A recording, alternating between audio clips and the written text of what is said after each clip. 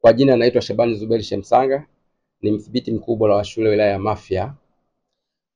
Nipo hapa kwa ajili ya kufahamisha umma wa Mafia na wakazi wa wilaya ya Mafia kuhusu idara ya udhibiti ubora wa shule wilaya ya Mafia, jinsi inavyotekeleza majukumu yake katika kusaidia wizara yetu ya Elimu, Sayansi na Teknolojia.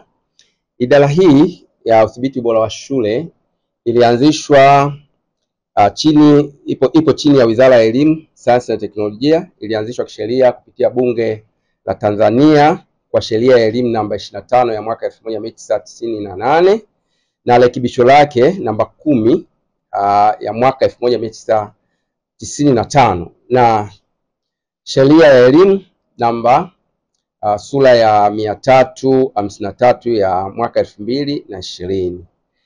Nipende pia nizungumze shughuli sasa ambazo zinafanywa na udhibiti ubora wa shule katika wilaya yetu ya Mafia. Kwanza kabisa ni kusimamia sera, sheria, kanuni na miongozo inayotolewa na Wizara ya Elimu, Sayansi na Teknolojia, ili sasa kusimamia elimu inayotolewa iwe elimu bora. Lakini katika hilo sasa, jinsi ya katika kusimamia hizo sera, sheria, kanuni na miongozo, tunasimamia katika shule za awali pekee ambazo zilizopo wilaya ya Mafia, lakini pia kuna shule za awali na msingi, kuna shule za sekondari, lakini pia kwetu sisi hatuna chuo cha ualimu wala chuo cha wananchi FDC, lakini kwa hizo taasisi zote ambazo tunazosimamia, basi tunasimamia ili kwamba waweze kufuata hizo sheria, taratibu na kanuni. Lakini pia shughuli nyingine ambayo idara ya udhibiti ubora wa shule wilaya ya Mafia inafanya ni kufanya ziara ya tathmini ya jumla. Ziara ya tathmini ya jumla hii tunaweza tukasema kwamba ni ziara ambayo inafanyika katika shule, lakini pia ziara hii tunafanya tukienda katika eneo la shule, kuanzia ndani ya darasa na nje ya darasa. Ndani ya darasa tunaangalia walimu jinsi wanavyojiandaa katika kufundisha wanafunzi, lakini pia tunaangalia wanafunzi jinsi wanavyojengiwa umahiri. Hapo sasa ndani ya darasa tunaangalia mwalimu jinsi anavyojiandaa kwa mbinu shirikishi ambazo yeye amejiandaa, lakini dhana za kufundishia na kujifunzia, lakini pia hata na utoaji wa kazi nukuu za somo kwa wanafunzi. Lakini pia tunapitia hata kazi za wanafunzi kuona je, walimu wanafundisha kwa kiasi gani. Lakini nje ya darasa tunaangalia miundombinu ya majengo ambayo ipo pale katika shule. Tunaangalia vyumba vya madarasa vinatosheleza kwa kiasi gani, lakini pia vyoo vya wanafunzi pia tunaangalia kama vinatosheleza kwa kiasi gani katika shule zetu za msingi na sekondari, lakini pia katika shule zote za binafsi na serikali. Shughuli nyingine ya tatu, kufanya ziara ya tathmini ya ufuatiliaji. Tathmini ya ufuatiliaji au ziara ya tathmini ya ufuatiliaji tunafanya baada ya kupata matokeo ya ziara baada ya kufanya ziara ya jumla ya shule au tathmini ya jumla ya shule, ambapo tunafanya baada ya siku 60, miezi miwili. Na hapa sisi tunakwenda kufanya ziara ya ufuatiliaji katika shule ambayo tulioifanyia tathmini ya jumla, sasa kuona kama yale ambayo sisi tumeyashauri katika shule wanayatekeleza. Na hapa sasa tunaangalia kulingana na alama za viwango walizopata zile shule.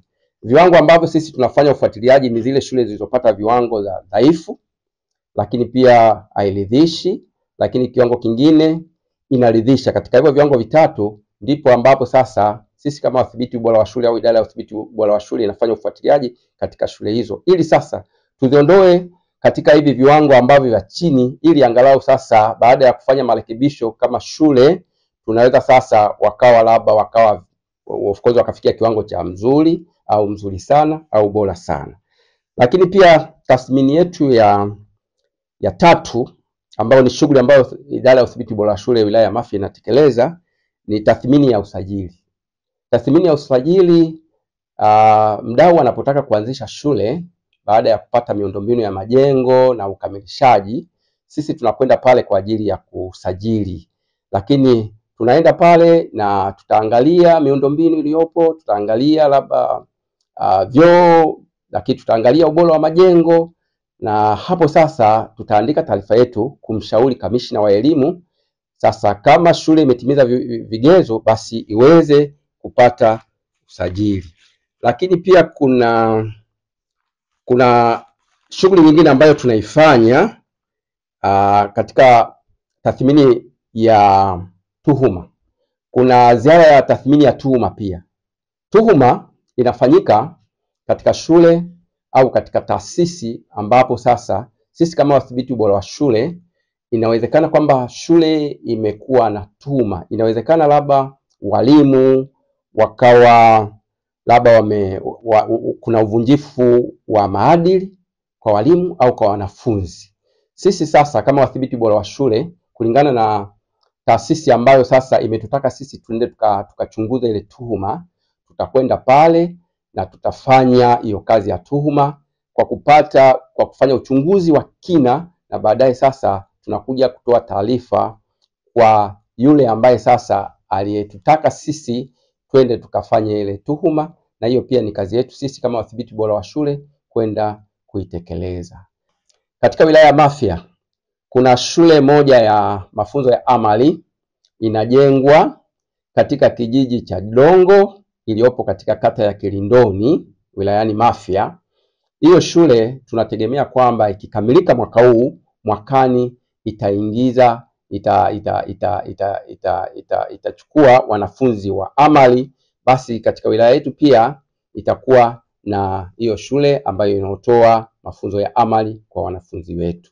Lakini pia nitoe rai kwa wazazi, kwa wananchi, ili sasa waone watoto wao wakiingia au wakijiunga katika mafunzo ya amali, wawasapoti, wawasaidie, wawatie nguvu, wawatie moyo, ili sasa waweze kupata ujuzi huo. Lakini pia tunategemea kwamba baada ya kuhitimu kidato cha 4, basi yule mwanafunzi atapata ujuzi na atapata maarifa ili sasa aweze kujiajiri na pia aweze kuajiliwa kutokana na ule ujuzi alioupata, na aweze kujitegemea katika maisha ya kazi. Naitwa Thabit Isa Burhan, naibu mdhibiti mkuu bora wa shule wilaya ya Mafia.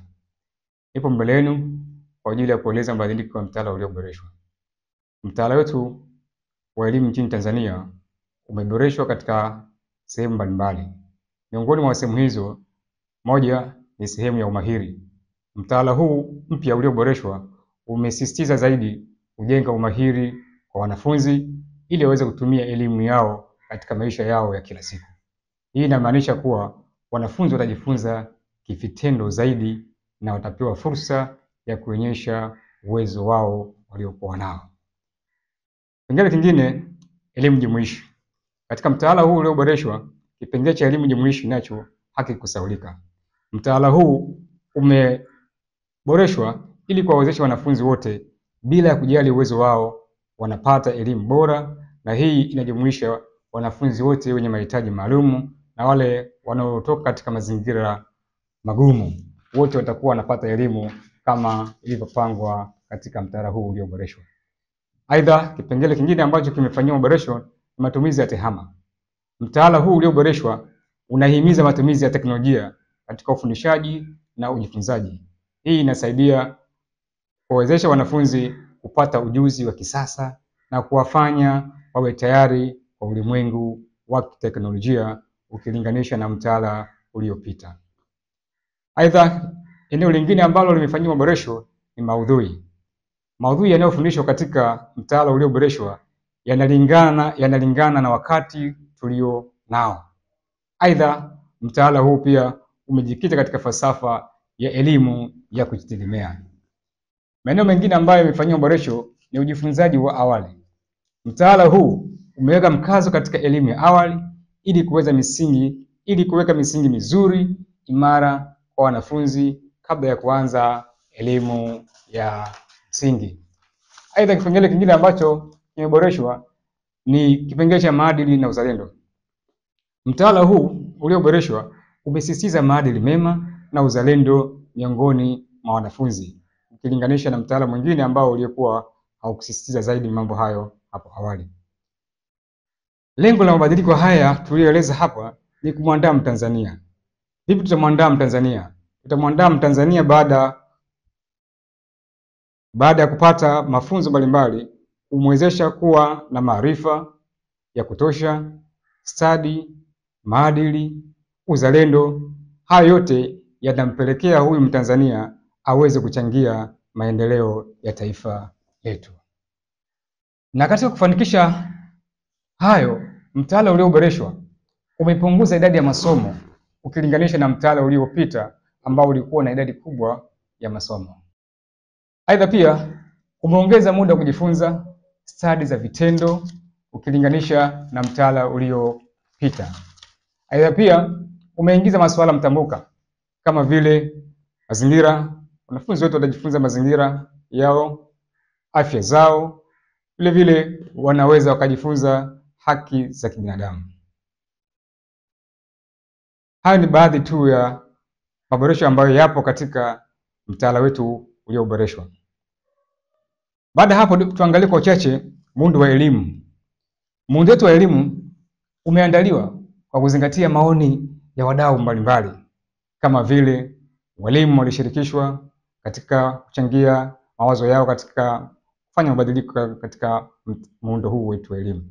Aidha wanafunzi, wazazi au walezi, vile vile taasisi za kidini vile vile zilihusishwa katika kuboresha muundo wa elimu.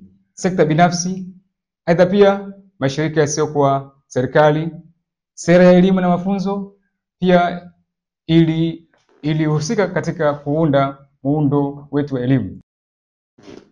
Muundo wetu wa elimu unaanzia katika hatua ya chini ambayo ni elimu ya malezi na makuzi, ambayo mwanafunzi ataanza kusoma akiwa na umri wa miaka 3 mpaka 4 na atajifunza kwa kipindi cha miaka 2. Kipindi hichi chote atapata elimu ya malezi na makuzi. Baada ya kuhitimu elimu hii ya malezi na makuzi, ataendelea katika kipengele au hatua nyingine ya elimu ya awali.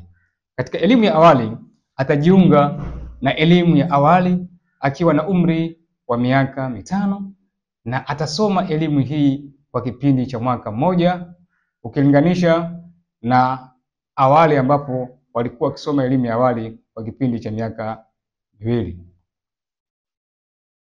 Akishamaliza elimu ya awali kwa kipindi cha mwaka 1, mwanafunzi huyu sasa ataweza kupata fursa ya kujiunga na elimu ya msingi ambayo atajifunza elimu ya msingi kwa kipindi cha miaka 6.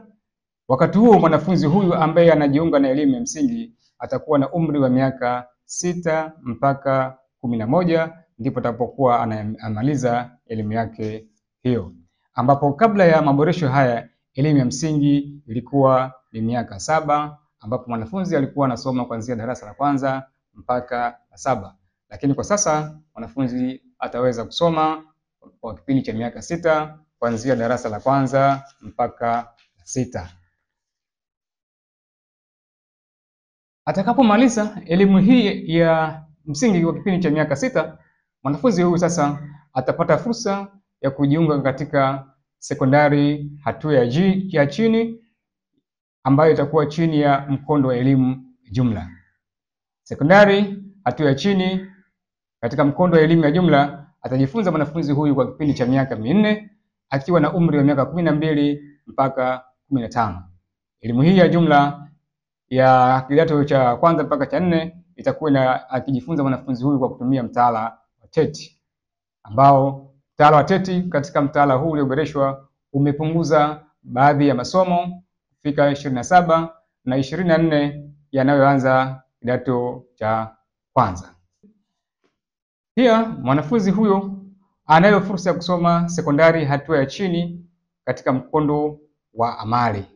Katika mkondo huu wa amali mwanafunzi atasoma pia miaka 4 akiwa na umri wa miaka 12 mpaka 15.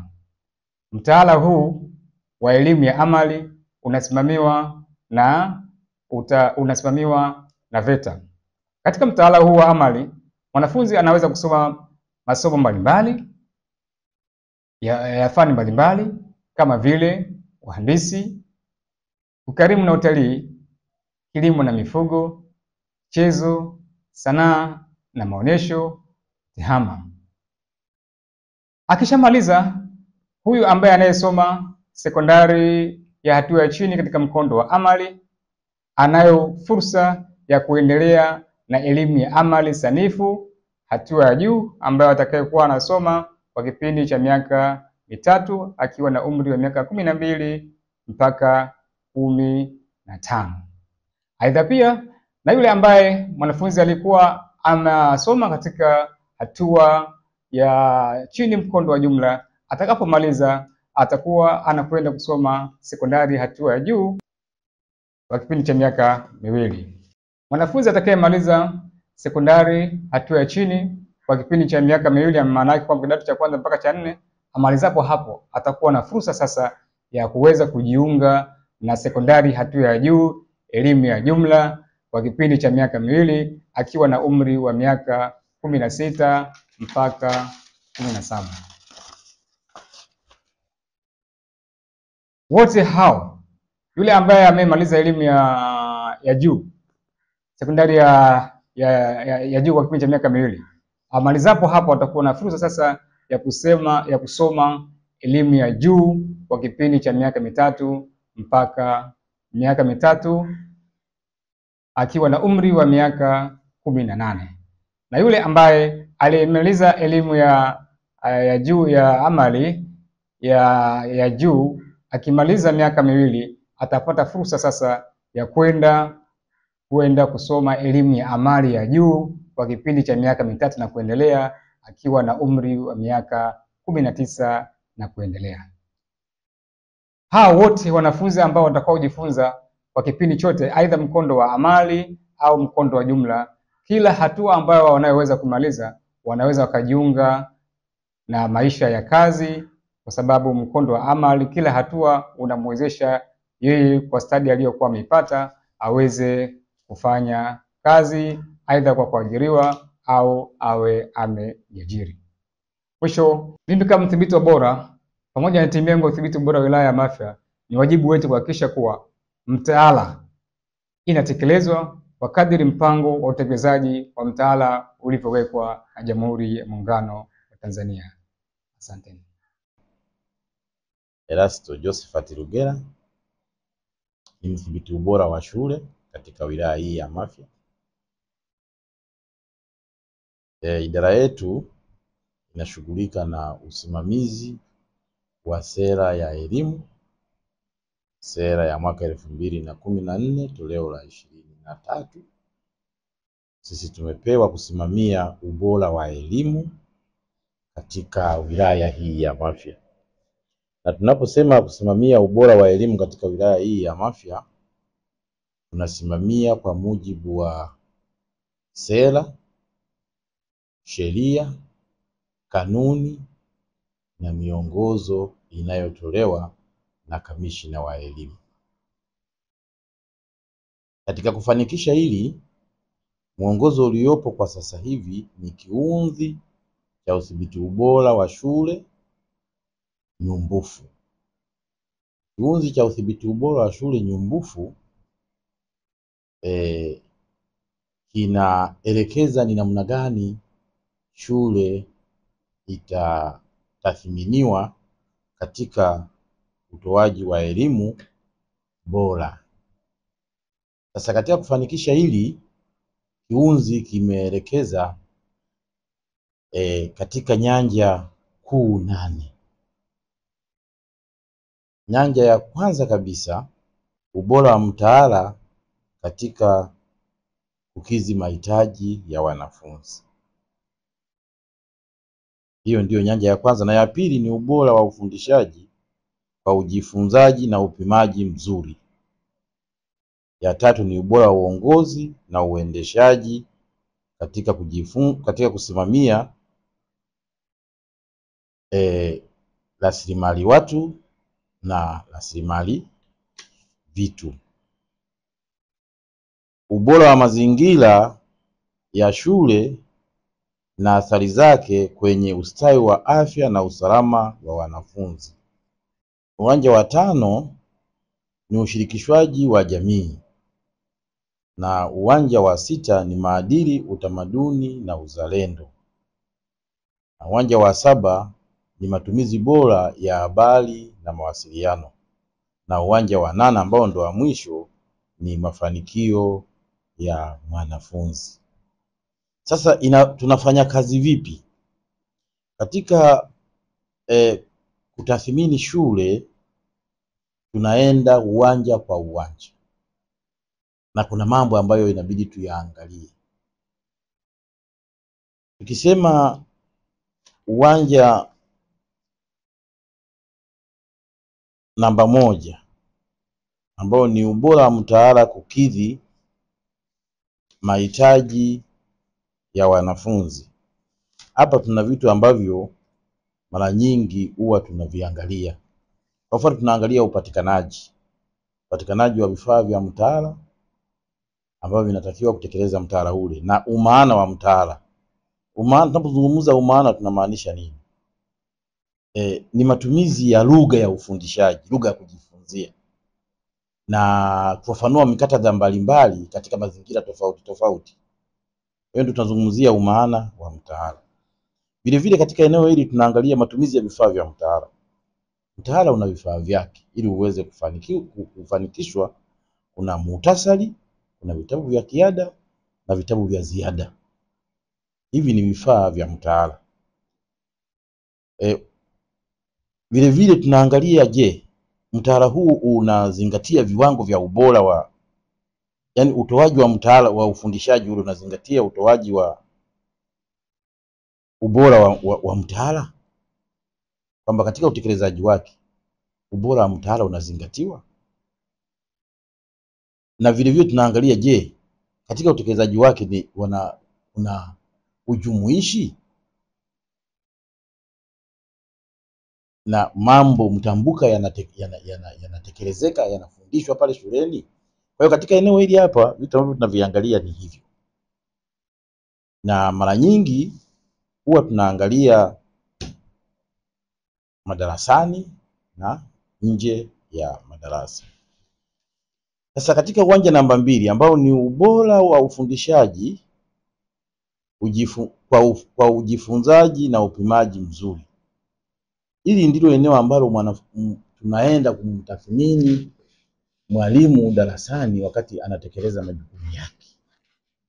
Hapa mwalimu atakuwa ameandaa, analo azimio, mwalimu anaandalio, mwalimu ameandaa zana na vifaa vya kutekeleza mtaala huu anapokuwa darasani. Je, mwalimu huyu ana uelewa wa mbinu za ufundishaji? Mwalimu anayo maarifa ya kutosha? Mwalimu, je, ana uwezo wa kupima upimaji wa matokeo ya ujifunzaji? Sasa katika eneo hili tunamwangalia mwalimu katika mazingira hayo. Je, mwalimu ana mudu kulisimamia darasa lake? Sasa kwa mfano nimesema vifaa vya zana na vifaa vya mtaala vya muhtasari.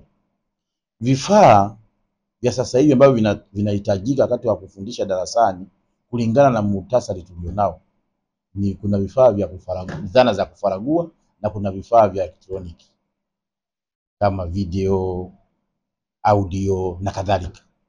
Kwa hiyo tunaangalia, je, mwalimu huyu anapokuwa anatekeleza ufundishaji wake darasani anatumia zana za namna gani, anatumia vifaa vya namna gani ambavyo vitaweza kufanya ushirikishi ule, wanafunzi waweze kushiriki katika kujifunza. Na hapa ndipo tunamwangalia mwalimu katika kutekeleza zile wanaita 4Cs. Yani kwa Kiingereza anaita critical thinking, creativity, communication and collaboration. Yani wanafunzi waweze kushiriki darasani, wanafunzi waweze kubuni, wanafunzi waweze kufikiria kwa kina. Sasa hivi vitu vyote tunaviangalia, je, mwalimu hivi anapokuwa anafundisha anavishirikisha darasani ili wanafunzi wake waweze kushiriki na kulifurahia somo? Kuna vitu vingi katika eneo hili hapa, labda kwa uchache niishie hapa. Tunapokwenda kwenye uwanja namba 3 ambao ni ubora wa uongozi, hapa tunapozungumza ubora wa uongozi, maana yake tunaangalia mwalimu mkuu au mkuu wa shule. Sasa kati hapo kuna vitu chini yake. Kuna kamati ya shule, kuna kamati ya udhibiti ubora wa shule ambayo sisi ndio inatuhusu sana. Kwa hiyo tunaangalia jinsi ambavyo mkuu wa shule anavyoweza kumudu kuwasimamia hawa na kumudu kutoa ufafanuzi katika utoaji wa elimu iliyo bora kwa kamati ya shule na kwa kamati ya udhibiti ubora wa ndani. Wana ushirikiano upi? Je, mwalimu huyu ana ubunifu wa namna gani katika kuboresha elimu hapa shuleni, kiwango cha taaluma shuleni? Kwa hiyo tunatumia kusoma nyaraka mbalimbali, tunaangalia jinsi alivyowashirikisha wadau mbalimbali. Tunaona kwamba katika mazingira haya shule inaweza ikawa na ufanisi wa kuridhisha. Katika uwanja namba 4 ambayo ni mazingira, uwanja namba 4 ambao ni mazingira, ubora wa mazingira ya shule na athari zake kwenye ustawi na afya na usalama wa wanafunzi. Katika eneo hili huwa tunaangalia vitu vinavyoweza kuathiri wanafunzi katika mazingira ya shule. Kwa mfano, unaweza kukuta miundombinu ya ujifunzaji si mizuri. Kwa hiyo usitegemee katika mazingira hayo kwamba kutakuwa na utoaji bora wa elimu kama madarasa yanavuja, lakini kwa sasa hivi ni maeneo machache sana, kwa sababu Mama Samia rais wetu amejitahidi sana kuboresha mazingira ya ufundishaji na kujifunzia. Kwa hiyo tunaangalia, je, yanasaidia wanafunzi kujifunza? Je, kuna upatikanaji wa chakula katika eneo ile? Sababu tunaangalia hawa wanafunzi hawa kumbe katika ustawi wao na afya, usalama wa kiafya wako vizuri na wataweza kumudu kusoma kwa kipindi kirefu. Kwa sababu imetokea wanafunzi wanaacha shule kwa sababu wanashindwa kumudu kwa sababu ya njaa, wengine wanaacha kabisa. Kwa hiyo inatokea hata droplets mashuleni. Uwanja namba 5 ambayo ni ushirikishwaji wa jamii. Tunaangalia ni kwa namna gani jamii inavyoshiriki katika kuinua maendeleo ya shule. Jamii inachangia katika kufanikisha mipango ya jumla ya maendeleo ya shule kwa kiwango gani? Tunaposema jamii ni pamoja na wazazi. Kuna wazazi na jamii. Kuna wazazi wa watoto pale shuleni na kuna wazazi na jamii nyingine ambayo ina watoto lakini inajitoa katika kuhakikisha kwamba shule inakuwa katika mazingira mazuri. Kwa mfano, kuna wadau mbalimbali, kuna mashirika yanaweza yakaja pale yakachangia, kuna mtu binafsi mwenye uwezo wake. Hiyo yote ni ushiriki wa jamii. Kwa hiyo tunapoangalia hali hiyo tunaona kwamba katika hali hii jamii inashiriki vizuri sana katika kuinua ubora wa elimu. Na kwa wilaya yetu hapa tumekuwa na mashirika mbalimbali. Kuna Action Aid inasaidia sana. Kuna Star for Life inasaidia sana katika kuboresha mazingira ya shule. Wapo wadau wengi, NMB wanajitoa, wanatoa madawati na kadhalika. Hivi vyote vinasaidia katika hali ya kuinua elimu, na tunapoenda kufanya ziara za udhibiti ubora wa shule, hivi vyote tunaviangalia na kwa namna gani vinachangia katika kuinua kiwango cha elimu, na tunatoa ushauri pale ambapo inaonekana kwamba kuna tatizo. Uwanja namba 6 ni maadili, utamaduni na uzalendo. Ili uweze kupata raia wema wenye utu, uzalendo, umoja, uwazi, ubunifu na uwajibikaji, lazima ufundishwe, wanafunzi waweze kufundishwa maadili mema shuleni, ambayo maadili haya yanakuwa ni maadili ya kielimu na maadili ya kidini. Ukiangalia sasa hivi kuna somo la dini mashuleni, ni kutegemea kwamba wanafunzi wale wajengwe kiroho, wajengwe kiroho, wakati elimu inawajenga kiakili na kimwili. Vile vile tunatoa elimu ya dini iwajenge kiroho, ili tupate wanafunzi ambao wana maadili mema, waweze kuwa wazalendo, wenye utu wema, wenye kuwajibika, wa kweli na wawazi katika kuboresha maisha yao wawapo shuleni na pindi wanapokuwa wamemaliza maisha yao shuleni. Kwa hivi vyote tunapoenda kufuatilia katika ziara zetu za udhibiti ubora, tunaviangalia, je, vinafanyika kwa usahihi? Kwa mfano, wanafunzi wanafundishwa urithi wa taifa, vitu vya urithi wa taifa, kwa mfano nyimbo zile zinazojenga uzalendo, Tanzania Tanzania, wimbo wa taifa, wanafundishwa tunu za taifa. Kwa hiyo tunaangalia kwa kiwango gani cha usitizaji walimu wanafanya nini, wanawafundisha wanafunzi. Uwanja namba 7 ambayo ni matumizi bora ya taarifa na mawasiliano na teknolojia. Matumizi bora ya taarifa, mawasiliano na teknolojia. Huu ndio uwanja namba 7. Uwanja huu nao ni mpya kwa sababu ya mabadiliko ya ulimwengu wa kisasa.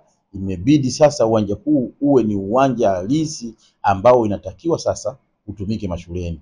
Ukiangalia kwenye muhtasari wetu kuna sehemu tunasema ufundishaji wa kutumia vifaa vya teknolojia, TEHAMA.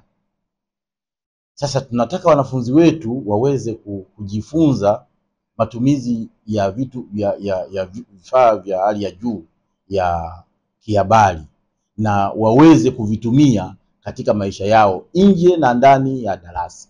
Kwa hiyo tunapoenda tunaangalia, je, shule hii walimu wanatumia vifaa gani?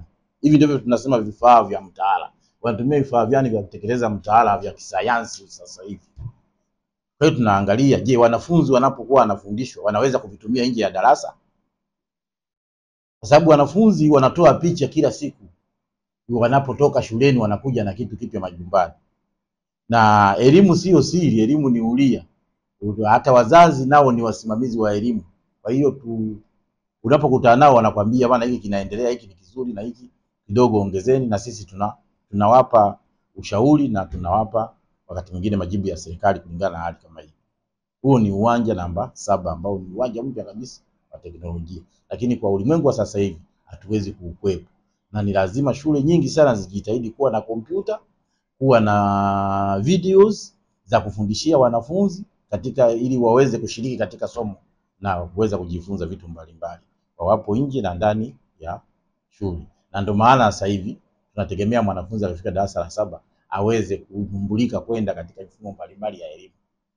Japo sisi hapa tujapata shule ndio inajengwa sasa hivi, shule ya amali, lakini baada ya hapo ikikamilika, wanafunzi wetu watajiunga kwenye mafunzo ya amali na msingi wataupata kutoka katika maeneo haya ya ufundishaji wa elimu ya msingi. Mwanafunzi anaweza akatoka hapa yeye anataka asomee video. Mwanafunzi anaweza hapa yeye anataka akasomee mambo ya kompyuta, mambo ya elektroniki, akasomee hivyo hivyo vitu. Kwa hiyo uwanja huu hapa unasaidia sana kuwaboresha wanafunzi katika ulimwengu wa sasa hivi. Uwanja wa mwisho ambao ni uwanja namba 8 ni mafanikio ya mwanafunzi. Hapo zamani uwanja huu ulikuwa namba 1. Lakini sasa hivi uwanja huu umekuwa namba 8 na ni uwanja ambao sasa hivi tuna utathimini kwa kina. Mwanzoni tulikuwa tuupi credit, lakini sasa hivi tuna utathimini kwa kina kwa kulingana na mabadiliko ya taaluma yaliyopo. Kwa hiyo tunaangalia vitu vingi sana katika eneo hili. Hapa ndipo tunaangalia ni jinsi gani mwanafunzi alivyo na uelewa wa taaluma aliyojifunza shuleni. Tunaangalia katika kufanya tathmini mbalimbali. Tathmini ya mitihani ya taifa, tathmini ya mitihani ya wiki, tathmini ya mitihani ya muhula na mazoezi ya darasani. Kwa hiyo tunapoenda kufuatilia, tunafuatilia vitu hivi vyote. Je, wanafunzi waliofanya mtihani wa taifa walifaulu kwa kiwango gani? Je, matokeo yao ya ndani yalikuwa yako namna gani? Je, hao waliopo yako namna gani? Je, tunategemea viwango ambavyo vinahitajika kupata wanafunzi walio bora? Kwa hiyo tunatoa ushauri na wakati mwingine tunaelekeza mwalimu mkuu afanye vitu ambavyo vinahitajika ili kufikia kiwango kinachohitajika na serikali na sera ya elimu kwa ujumla wake. Kwa kifupi ningeishia hapo katika eneo hili la kiunzi nyumbufu, kiunzi cha shule cha udhibiti ubora wa shule nyumbufu. Hiki ndicho kiunzi ambacho sasa hivi kinafanya kazi ya udhibiti ubora wa shule na kuleta mafanikio ya elimu bora, kuleta mafanikio ya elimu bora kwa wanafunzi